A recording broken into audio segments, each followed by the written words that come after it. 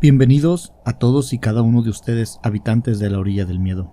Mi nombre es Grillo Villegas, y si usted gusta, puede acompañar a un servidor y a nuestro invitado de honor a escuchar este relato.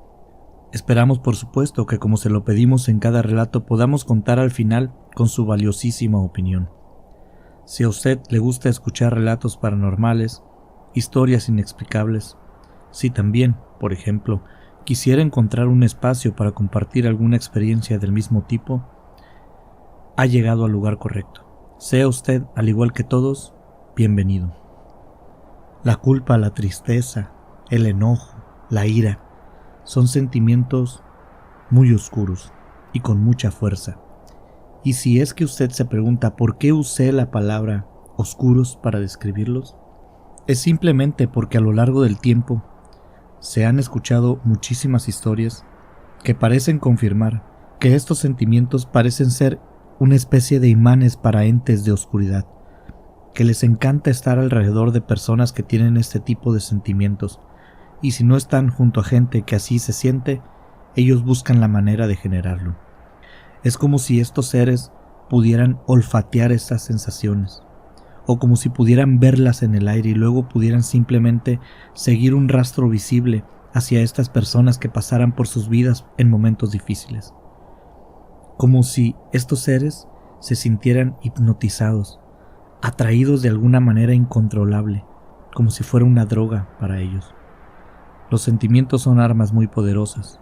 Si nosotros podemos de hecho sentir amor, odio, amistad en tan solo una mirada, en un pequeño gesto, ¿por qué seres diferentes a nosotros no podrían reconocerlo? Lo invito a que escuchemos el relato de esta semana, así que si aún no tiene su bebida favorita, póngale pausa al video y vaya por ella. Aquí lo esperamos, no tenemos prisa, y todos queremos pasar un rato agradable. Queremos desestresarnos del día a día que este mundo pone sobre nuestros hombros.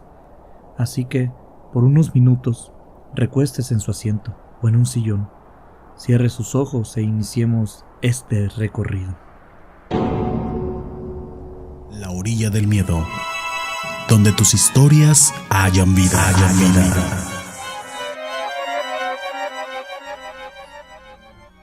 Conozco la dinámica del canal y espero no se molesten porque he decidido solo identificarme con un nombre y de hecho no sabrán si es real o no. Será el mayor dato que daré acerca de mí, espero me entiendan. Ni siquiera me voy a detener a decirles sobre el lugar donde vivo, ni tampoco cuántas personas viven en mi casa. Son datos que en determinado momento y en alguna determinada situación podrían llegar a servir para identificarme. Por ejemplo, si alguien muy cercano a mí escuchara el relato, quizás podría hacerlo. Así que mejor dejémoslo así, prefiero evitar riesgos. Pueden llamarme Elena. Seré quien les narre esta historia que le sucedió a una servidora. Permítanme comenzar. Mi vida ha sido larga, y a pesar de muchas cosas debo decir que también ha sido buena, quizás más buena de lo que mereciera que hubiera sido. Sobre mis hombros hay una enorme carga, y no me refiero a una responsabilidad, no tiene nada que ver con mi trabajo, ni tiene nada que ver con mis hijos o familia. Yo considero que las responsabilidades adquiridas por gusto no son una carga. Para mí, una carga es algo que pesa, algo que duele, algo que te causa incomodidad. Porque para lo que uno ama jamás cuesta esforzarse. Lo que yo traigo encima es un pecado que cometí, un pecado que no puedo decirle a nadie, es una mala acción. Tampoco vaya a creer que cometí algún delito, no es el caso. Simplemente traicioné a alguien que no debía traicionar, no se lo merecía. Esa persona confió algo muy valioso y yo le di la espalda, siendo para mí alguien muy importante, y yo lo traicioné, simplemente. Esa persona no lo sabe, ni lo sabrá. Así he vivido durante años, pero esa carga sigue pesando en mi conciencia. No estoy orgullosa, me siento muy avergonzada de hecho, por eso es que prefiero no darles mi nombre, para que por ningún motivo lleguen a saber quién soy. Si esto se supiera, mi vida quedaría totalmente arruinada. Les digo esto para que vean qué tan confidencial y delicado es este pecado que cometí por voluntad propia. Y también para que se den cuenta de lo arrepentida que estoy. Siento que mi alma está manchada y la culpa me consume. De hecho, cada día que pasa siento que no puedo soportarlo más, pero luego duermo, despierto y viene otro nuevo día. No espero que no me juzguen, aún sin saber el hecho en sí, pero sí espero ser escuchada. Les prometo que no gastaré su tiempo defendiéndome o excusándome. Solo les contaré los hechos reales, tal cual sucedieron. Soy una persona que desde muy pequeña, desde mi nacimiento, he tomado primero porque me lo inculcaron y después en mi ceremonia de confirmación, la religión católica. Me considero una mujer de creencias muy arraigadas. Creo en los valores, a pesar de lo que les acabo de contar. Creo en la buena voluntad y creo en Dios nuestro Señor, ese de arriba que nos ve y nos permite hacer lo que queramos mediante nuestro regalo más hermoso, que es el libre albedrío. Después de que me di cuenta que mis acciones no eran correctas, que el pecado que estaba cometiendo en ese tiempo no sería ni perdonado y que podría ser la causa de la terminación de mi vida como la conocía, decidí alejarme y cargué sola con esa culpa tan grande, así como lo hago hasta el día de hoy. Hoy he aprendido que esa carga es mía y nunca me la van a quitar de los hombros. Esa carga no puedo quitarla, la tendré para siempre. Pero al principio no pensaba lo mismo, buscaba quitármela, buscaba expiar mi pecado, y recuerdo claramente cuando se me ocurrió la genial idea de ir a la iglesia a confesarme, a pagar penitencia, a hacer servicio en la iglesia que yo iba todos los domingos y los días que me era posible entre semana también. Sin embargo, esa idea no duró mucho en mi mente. Era obvio que no podía ir a confesarme con el sacerdote que daba misa y me conocía de toda la vida. Él sabía perfectamente quién era yo. Además, aunque no me conste, se dice que el padre de repente se le sale una que otra cosita cuando se echa unos tragos. A mí no me consta, nunca me ha platicado nada, pero se platica entre los compañeros de la comunidad. Así que esa opción simplemente se desechó de manera instantánea. Admito que no era tan mala idea, sin embargo tenía demasiados riesgos. No quise seguir por ese camino, pero la idea de la confesión y la penitencia no salían de mi cabeza. Le daba vueltas y vueltas. Pensaba en lo rígido que dicen que es el secreto de confesión, que es muy vergonzoso para un sacerdote que lo que le contaron allí se diera a conocer. Y cómo quizás nosotros, la persona chismosa, somos los que inventamos eso del sacerdote. Quizás él no tenía más culpa que tener entre sus filas a católicos con demasiada imaginación. También me llegó a cruzar por la cabeza que quizás podría simplemente hacer servicio. No era necesaria la confesión, pero mi alma de verdad me pedía quitarme aquello de encima. Me pedía ser absuelta por un poder superior a mí. Y un día de repente apareció en mi mente la respuesta como un rayo de esperanza. Era tan fácil y lógica que no sé cómo no se me ocurrió antes. Lo único que tenía que hacer era encontrar una iglesia donde nadie de los que asistieran a ella me conociera. El sacerdote tampoco debía tener ni idea de quién era yo, y así sería más fácil platicarle mi problema. Por supuesto, igual que en mi iglesia me iba a dar pena, pero no tanta como me sucedería con un sacerdote que ya conozco. A un desconocido yo podría platicarle mi pecado y luego pagar la penitencia para después retirarme de aquel lugar. Esa era la solución perfecta. Obviamente yo no sabía si iba a funcionar, si me liberaría de la carga, pero sí sabía que no me costaba nada intentarlo. De verdad quería dejar de sentir esa culpa. Consideré que valía muchísimo la pena el intento, así que me di a la tarea de buscar entre las iglesias de mi ciudad y empecé a hacerlo por la tarde, casi de noche para que nadie me viera. Trataba de ir bien tapada, que mi rostro no se viera tan fácilmente. Buscaba iglesias que tuvieran misas con poca gente. A veces veía un conocido y me obligaba a retirarme de nuevo. Así de nuevo me movía a una nueva iglesia y después de 3 o 4 misas otra vez aparecía un conocido. Y para mi fortuna, mi ciudad se jacta de tener muchísimas iglesias, así que tenía mucho donde buscar. Eventualmente encontré la iglesia que buscaba. Tenía una misa muy tarde, a las 11 de la noche, casi no iba nadie, de verdad era muy tarde. Y después de alguna especie de entrevistas entre las personas, investigaciones, decidí que aquella iglesia tenía exactamente lo que yo estaba buscando. Tenía un sacerdote joven, era una comunidad igualmente relativamente joven. alejada de donde yo tomaba misa, de donde yo vivía. El acercamiento fue muy tranquilo. El padre mismo fue quien me abordó al verme, una persona nueva en tu comunidad, hay que acercarse.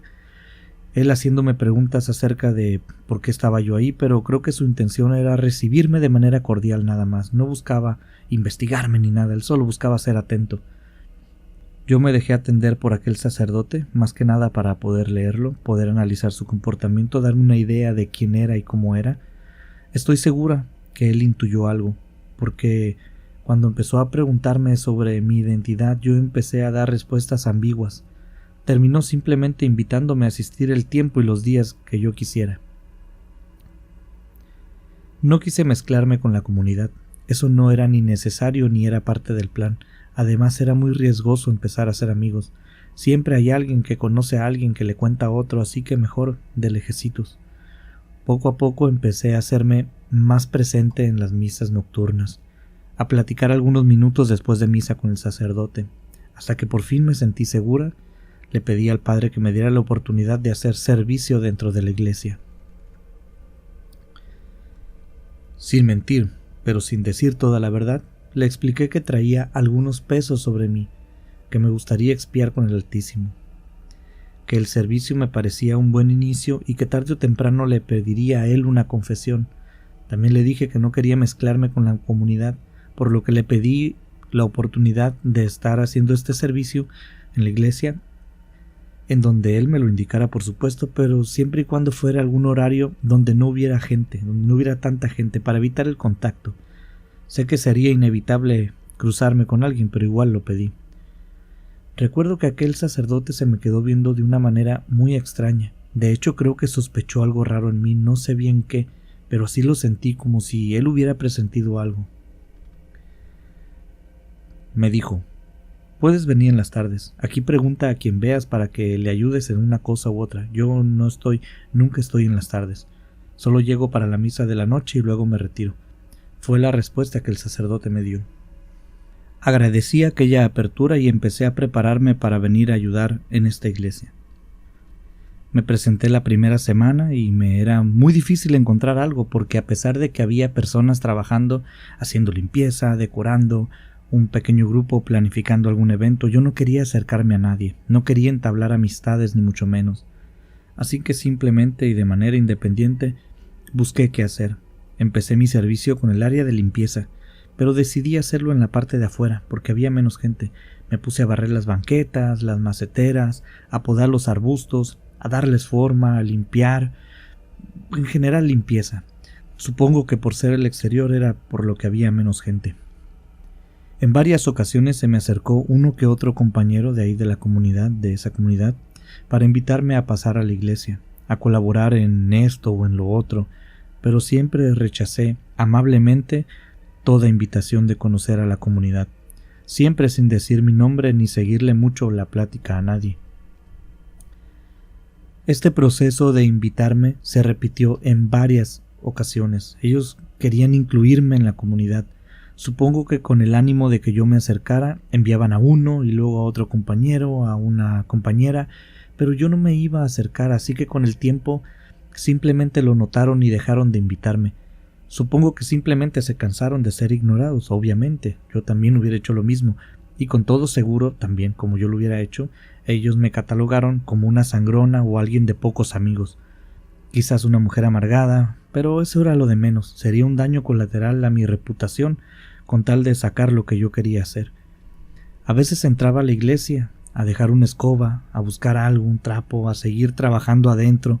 A veces me pasaba toda la tarde también sacudiendo o limpiando las bancas, los abanicos. No tenía ningún trabajo específico asignado. Y como no le hablaba a nadie, nadie me daba trabajo tampoco, ni les ayudaba, solo hacía lo que se me ocurría. Sin embargo, a pesar de que el sacerdote me dijo que él no estaría presente en las tardes, en más de una ocasión ya lo había visto llegar a la iglesia. Pasaba rápido, entraba, se seguía de largo y entraba a su casa. La entrada de la casa del sacerdote estaba por dentro de la iglesia, era algo muy extraño. Nunca saludaba a nadie durante esa hora. A mí me daba mucha pena porque sentía que los compañeros le iban a decir: oye, sacerdote, esta persona ni siquiera saluda, no nos habla, no hace plática con nadie. Pero nunca vi que nadie lo abordara, cuando entraba así a las carreras. Al no tener ninguna tarea asignada específicamente a una servidora, la verdad es que a veces iba y a veces no, y más después de que los compañeros de la comunidad me empezaron a buscar, decidí hacerme ver, por decirlo de un modo, irresponsable, y también empecé a veces ir y a veces no, a ser muy intermitente con mi asistencia. Permítanme describirles un poco la iglesia, solo a grandes rasgos. Es una construcción común, pero es necesario que se las describa para el contexto de la historia. Esta iglesia es como muchas, básicamente era un galerón. En la parte del fondo había una gran pared donde además del altar había muchas figuras. Frente a esta pared pues estaba todo lleno de bancas donde la gente tomaba su misa. Detrás de esa pared había dos puertas, una que daba a la sacristía y otra que daba hacia la casa del sacerdote. La casa del sacerdote no tenía otro acceso más que ese. Si querías entrar a esa casa, debías hacerlo obligatoriamente desde dentro de la iglesia. No sé por qué estaba construida así, es algo poco práctico, pero así estaba. Con todo respeto debo decirles que tampoco era la superiglesia, no era la más grande. Además de que la iglesia tenía una pequeña puerta a un costado, como una puerta de servicio, muy cerca de la puerta de la sacristía y también de la casa del sacerdote, por lo que para entrar a la casa del sacerdote tampoco es que tuvieras que cruzar todo el galerón, que no era muy grande. Al inicio de la iglesia, en la parte de enfrente, del lado contrario al altar, estaban, además de la puerta principal, los confesionarios. Ahí donde el sacerdote, cuando era el tiempo y los días establecidos para dicho propósito, se sentaba con los miembros de la comunidad a escuchar sus confesiones. En el tiempo que estuve yendo en la tarde, nunca vi a nadie hacer uso de aquellos confesionarios. En la noche después de misa sí, era muy común, pero en la tarde no. Quizás porque a veces el sacerdote estaba y a veces no. A pesar de que yo era muy intermitente en mis visitas a la iglesia, cualquiera que hubiera sospechado o puesto un poco de atención, habría notado que mis visitas tenían un patrón. Y con este patrón de visitas básicamente yo buscaba leer el comportamiento del sacerdote, su asistencia a los días en la tarde, porque la parte final de mi plan, como ya habíamos comentado, era precisamente la confesión y la penitencia.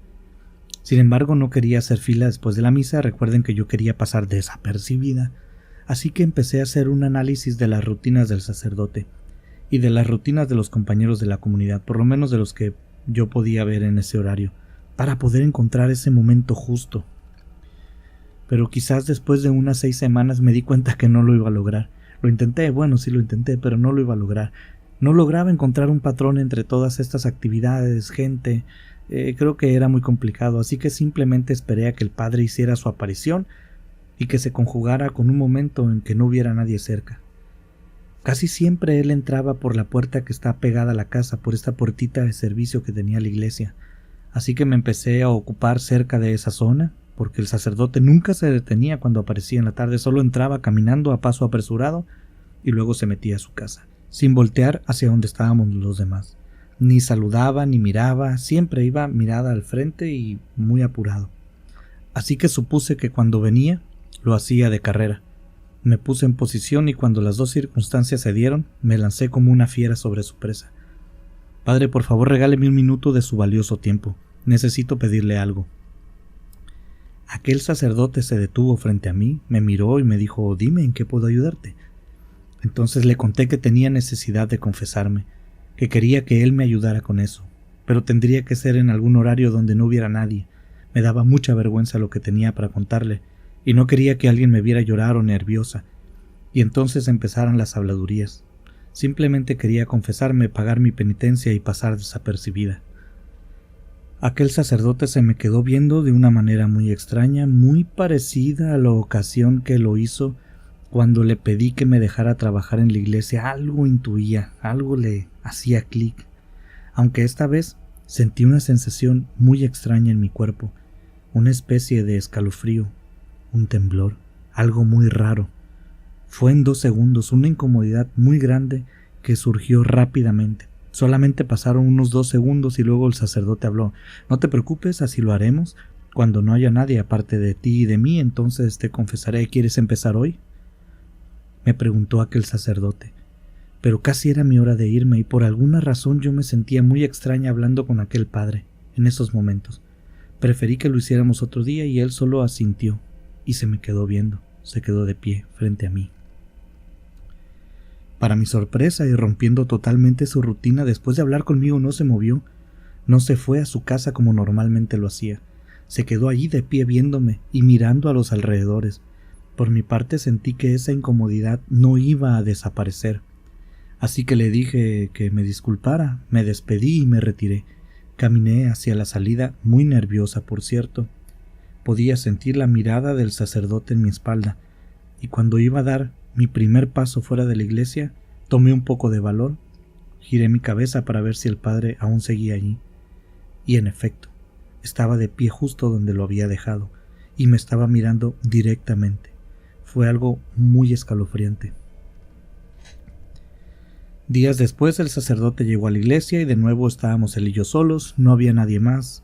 Ahora cada que entraba, él me buscaba con la mirada, también vigilaba para ver si había alguien más, buscaba por aquí, por allá, y si él lograba ver a alguien más, simplemente seguía caminando y entraba a su casa.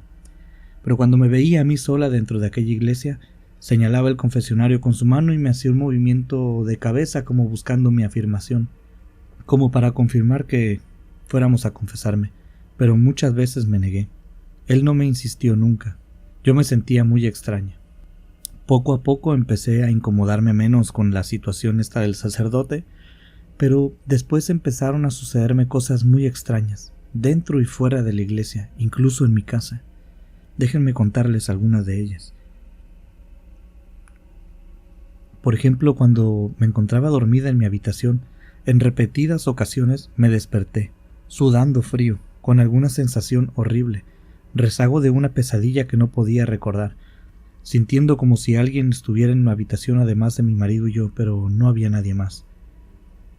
Esto otro, en algunas ocasiones en la iglesia escuchaba pasos detrás de mí, o por un costado, cuando no había nadie, o escuchaba mi nombre, o un susurro.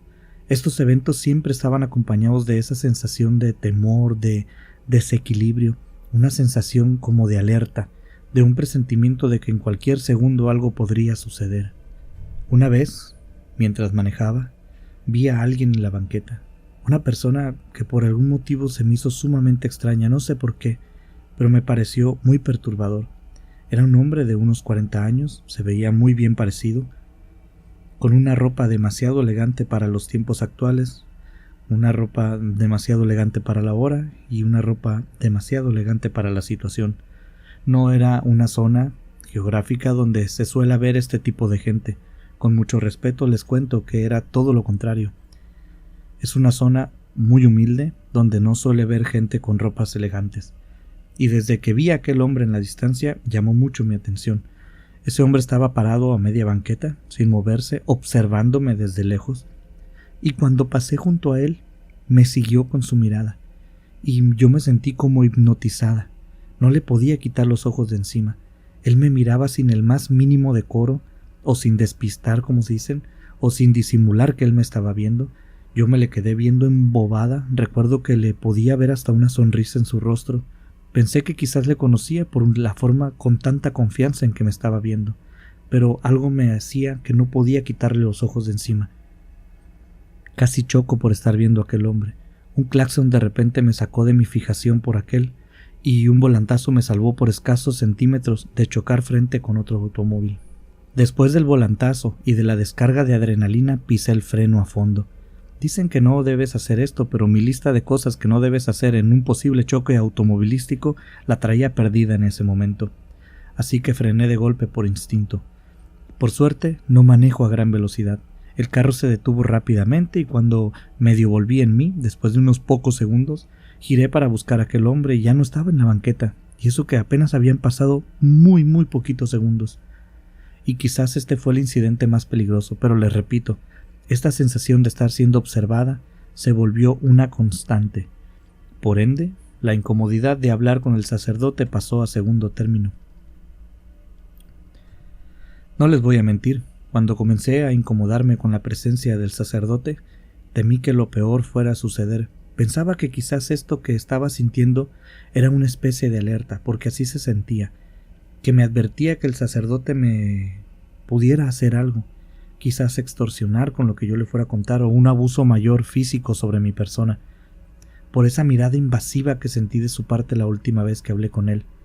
Pero a pesar de saber que aquellas dos cosas, la incomodidad con el sacerdote y las sensaciones de alerta que empezaron a dar durante mi día a día, parecían haber empezado casi al mismo tiempo, yo atribuí todo a mi nerviosismo. Recuerden que aquella carga emocional la tenía también permanentemente sobre mi conciencia, y estaba muy cerca, a punto de contarle a un completo desconocido sobre este asunto. Yo misma lo había planeado así, es cierto, pero igual me causaba nerviosismo. En alguna de esas ocasiones que el sacerdote me encontró sola dentro de la iglesia, el padre entró por la puerta, giró su cabeza de lado a lado, y al no ver a nadie más que a mí, se detuvo y me hizo la ya conocida seña, esperando mi afirmación para empezar con la confesión. Y en esa ocasión por primera vez le hice una seña de respuesta de forma afirmativa. Él cambió su caminata de dirección y se dirigió sin decir ni una sola palabra hacia el confesionario. Antes de entrar, me invitó con su mano extendida y la palma de su mano girada hacia arriba a entrar al espacio reservado para quien se iba a confesar. Antes de empezar la confesión, el padre me saludó, me dijo algunas palabras cordiales y me preguntó si no me molestaba que él fumara dentro del confesionario. Se me hizo sumamente extraña su solicitud, pero dado lo que yo le iba a platicar, preferí dejarlo que estuviera a gusto, que no hacerlo enojar. Le dije que si a él no le importaba, a mí menos. Supuse que quizás eran sus horas de fumar y por eso andaba tan a las carreras en esas horas.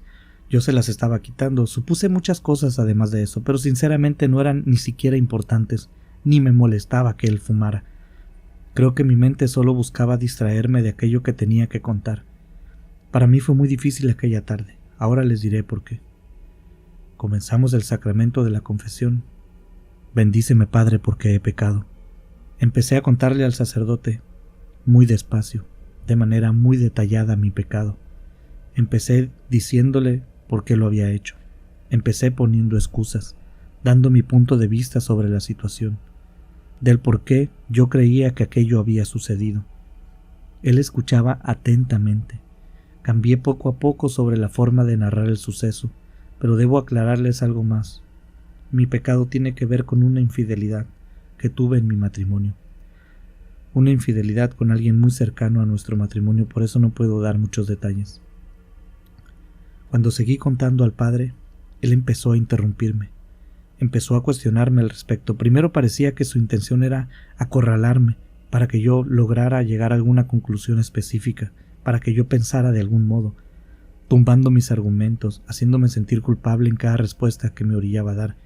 Era una confesión muy extraña. Y al mismo tiempo yo me empecé a sentir también muy extraña, porque me pidió muchos detalles. Me pedía detalles de cosas que yo sinceramente no quería decirle, pero parecía también que el olor a tabaco me estaba mareando, porque me sentía sumamente ida. Hablaba porque quería hablar, sí, pero mientras avanzaba el tiempo y la historia cada vez me sentía más extraña.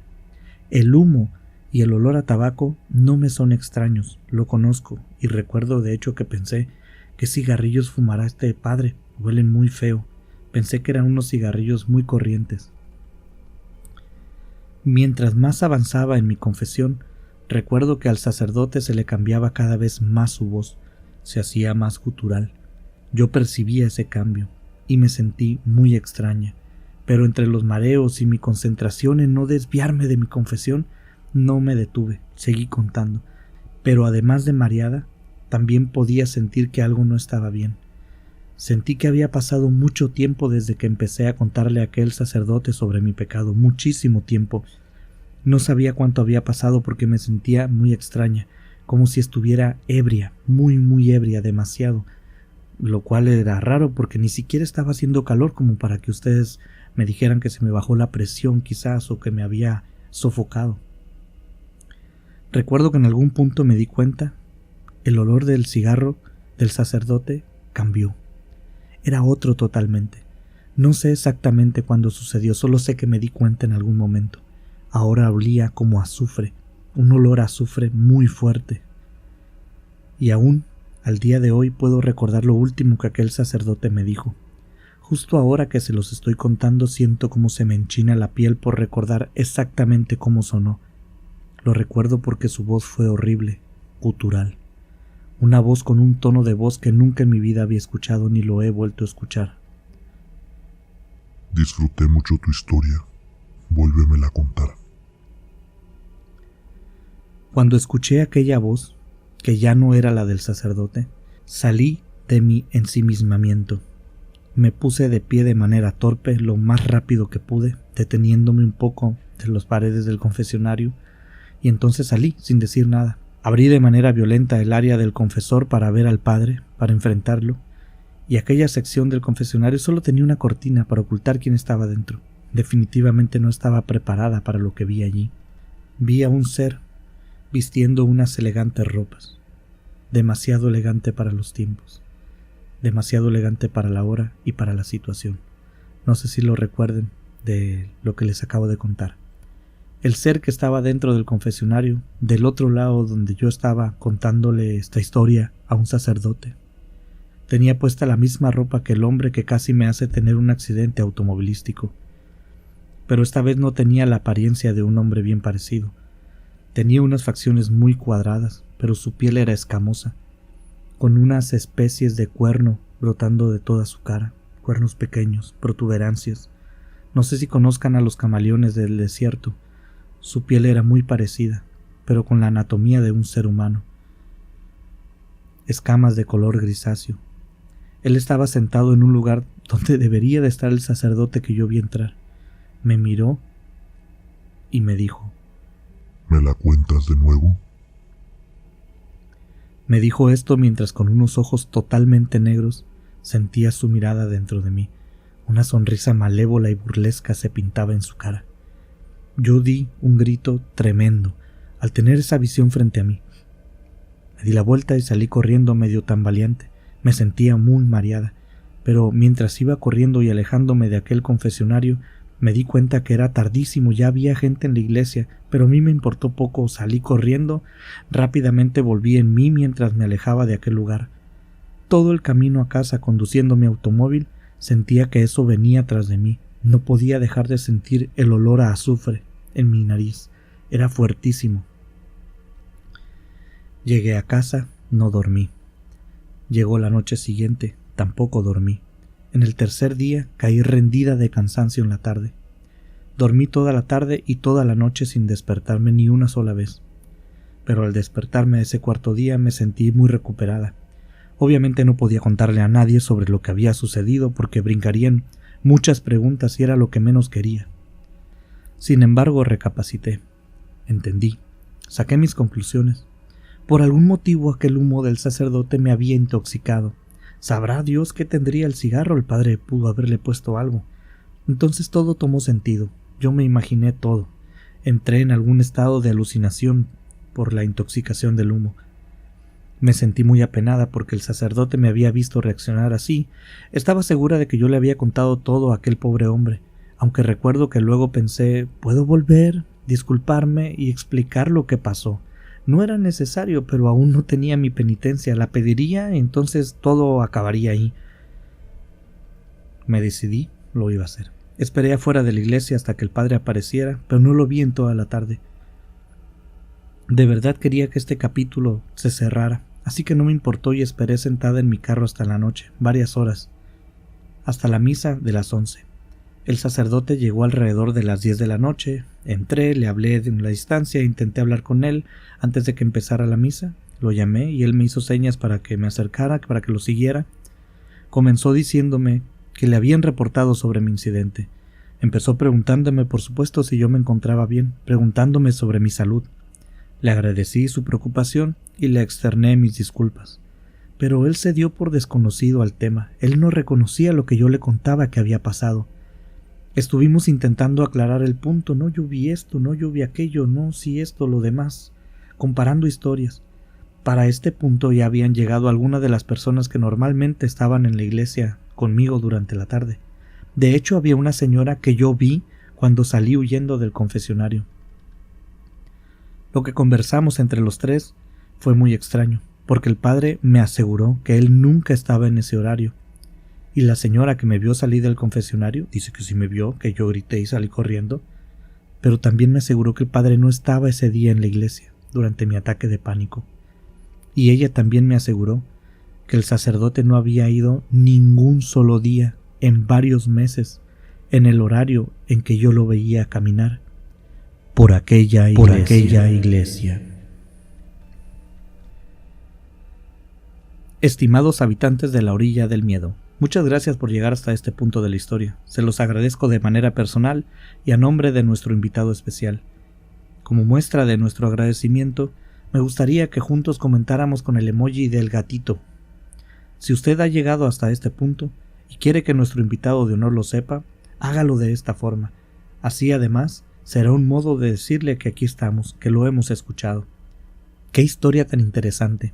¿Qué creen que haya sucedido durante aquel sacramento de la confesión? La imagen de ese ser que nos describen en el relato es también muy interesante. Cuéntenme qué creen que vio nuestra amiga Elena en aquel confesionario. Cuéntenme por favor qué piensa usted sobre esta historia. Si me lo permiten, quisiera enviar los ya conocidos saludos.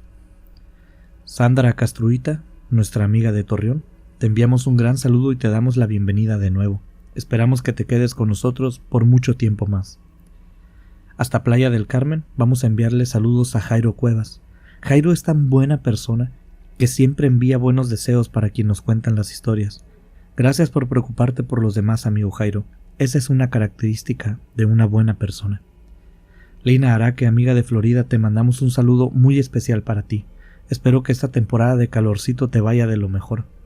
Muchas gracias por estar presente en cada episodio. Lesbia Santana, vimos por primera vez un comentario tuyo en uno de nuestros videos y nos pusimos muy felices. Muchas gracias por apoyarnos. Te enviamos un gran abrazo y esperamos verte de nuevo. Lupita López, nuestra amiga de Morelia, esperamos que disfrutes este episodio. Espero que te haya gustado y que te den ganas de volver para nuestra siguiente entrega. Elena Castro, te saludamos hasta Puebla. Deseo que tengas una semana siempre mejor que la anterior. Te enviamos un caluroso abrazo para ti. Amiga Ariel, muchísimas gracias. Muchas gracias por las bellísimas palabras que nos dejaste en tu comentario. Nos has tocado fibras muy sensibles.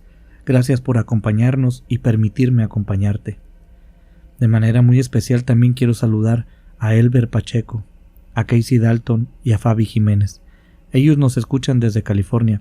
Seguramente se conocerán entre ellos y se reunirán a platicar sobre los relatos que escuchan aquí en La Orilla del Miedo. Muchísimas gracias por estar aquí con nosotros. En México, hoy, 10 de mayo, es Día de las Madres. Y con mucho afecto quiero enviarle un cortito pero cariñosísimo saludo a todas esas mujeres que han elegido este camino de la maternidad.